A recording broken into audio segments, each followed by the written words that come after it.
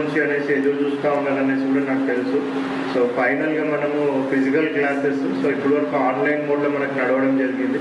So కంపల్సరీగా ఈ రోజు నుంచి కంపల్సరీగా ఫిజికల్ క్లాసెస్ స్టార్ట్ పెట్టాలనేసి చాలా కృత నిశ్చయంతో మనము ముందుకు వెళ్ళడం జరిగింది. సో ఈ రోజు నుంచి మనకు అందరికి ఫిజికల్ క్లాసెస్ స్టార్ట్ అవుతూ ఉన్నాయి. సో మీ అందరికి కూడా బెస్ట్ విషెస్ చెప్తా ఉన్నాను.